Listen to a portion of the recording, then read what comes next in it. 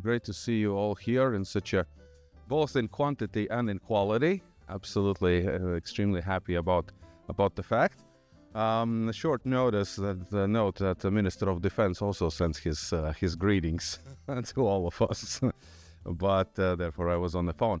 But Asandis reminded me, he was one of the I don't know how many people who was listening this short interview of mine this morning on the radio, and the radio host actually asked me the question that is it only a feeling that there are now more wars in the world than there used to be, and when we will be without any wars? Yeah, that's for Christmas time. That's a very nice start of a morning. And I was like, wow, okay. We're supposed to talk only about the event and advertise the event. But so my explanation was to calm down during the Christmas time somewhat, that there always have been wars. That's a nice calming down factor, no? But the fact is that, of course, if we are seeing a major systemic changes in the world order, if we are seeing a multipolar world order emerging in this situation, then of course some unfortunate violent realignments are taking place, and it's just that because Latvia and the Baltic states are so much more involved into the international relations, and because it's also Russia who is directly responsible for multiple of these violent attacks, then of course for us this is a much closer situation, and we are much more paying attention to this. So this is somewhat a hypothesis also for today from my side, colleagues. We're going to have wonderful panelists, wonderful moderators dealing with the issues of NATO in 75 years, and also chain of supplies, military supplies. So in this case, you will have the opportunity to ask many questions, but there's the introductory hypothesis from my side, which is a reflection on this morning. Are we seeing a world changing, and is this only a realignment, or is this something else? Is this something more? Maybe not that important. What is my main task here now at this moment is to say, of course, thank yous. This is not the end. This is just the beginning. To say the thank yous to all partners, all help and assistance that we have been provided to make the Riga Security Forum this year working again. I can tell you and drop a hint that next year we are continuing. The next season of is coming again, so that's going to be already the 7th season. This is a season finale of with two prominent discussions, and this would be absolutely impossible without the Friedrich-Ebert Foundation supporting this Riga Security Forum event, always being our great partner. The United States Embassy supporting the event absolutely, and an always instrumental part. Patria, where is Udis? Yes, thank you so much. So that in this case, we're happy to have reliable partners. Also, of course, the Ministry of Foreign Affairs of the Republic of Latvia, from which we're gonna hear in a couple of minutes. Okay, the mic got louder now, or is it only me who got closer to it? Of course, the embassies, always, and for our most important partners who have been indispensable always at any moment during the Riga Security Forum. The Polish embassy, the Canadian embassy, the Spanish embassy, of course, the British embassy, somewhat a newcomer to the Riga Security Forum. Also, the Riga Graduate School of Law. And of course our information partners, the Baltic Times, LSM, and TV4 Latvia. These episodes are going to be coming out until the end of the year. So in this case, let's brace ourselves for wonderful discussions today. And I would kindly ask Ms. Beate Martin, the head of the regional office here in the Baltic States of the Friedrich-Ebert Foundation, if we could switch the places and you could provide your insights on how the world looks from the Friedrich-Ebert Foundation perspective nowadays. Labrit, good morning. I'd like to welcome you very warmly also on behalf of the Friedrich-Ebert Foundation. You may not know me. I'm Beate Martin. I just came recently in summer, so I'm still new to this place. And I enjoy very much this opportunity with a wonderful cooperation with the LIA Institute and opening this 6th Riga Security Forum. I think it couldn't have been a better location with such a nice view, although a little bit shady and an all-day gray. Let's see what is to come.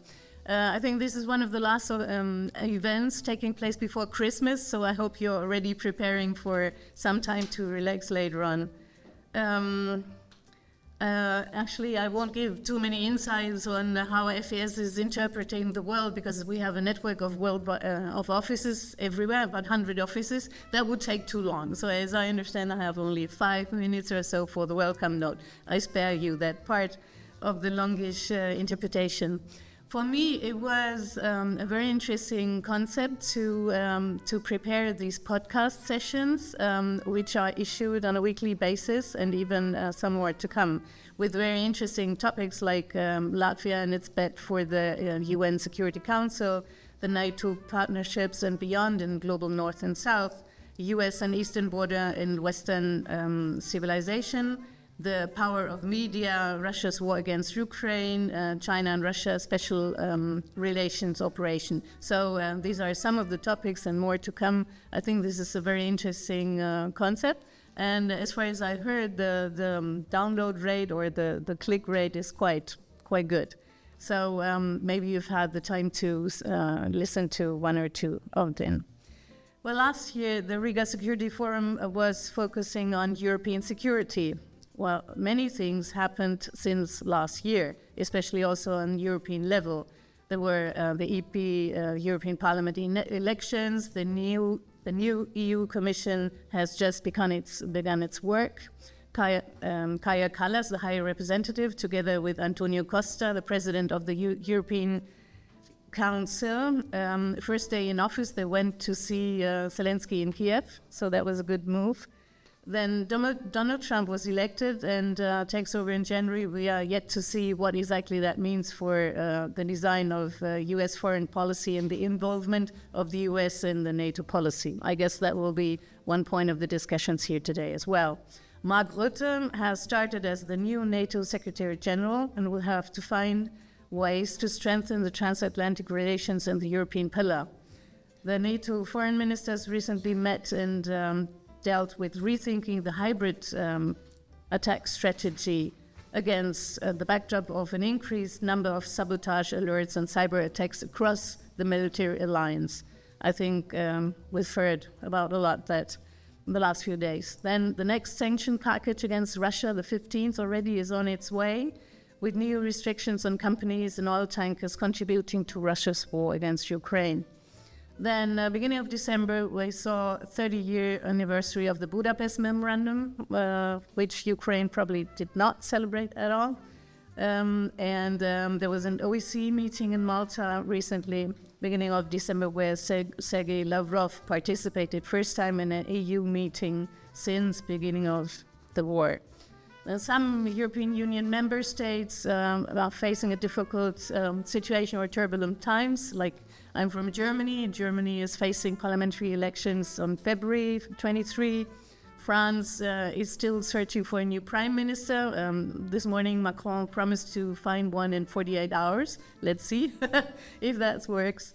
And then Poland is also facing presidential elections next year in May amidst the EU presidency they have from January onwards. And then one of the good news, but let's see what exactly happens after it. Assad has left Syria, and Foreign Affairs called it a dangerous new normal in the Middle East. Let's see what comes out there.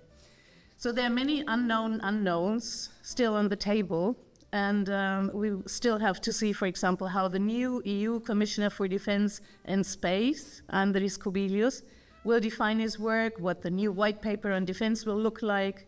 The challenges for European defense and security policies have become clearer by now. They're on the table. Now we need some action on it. Also on the European defense industry, it needs to be refined. Then Trump, let's see if he really ends the war as quickly as he promised. and what exactly does it mean for the European security guarantees which have to be given to the Ukraine, and how will Trump operate in NATO? Now, since Kārlis Bukovskis has already given all the thanks to the partners with which we have all together set up this conference, I won't repeat that part, but let me just thank you for appearing here in large numbers, and I wish you fruitful discussions and a wonderful day today. Paldies. Thank you.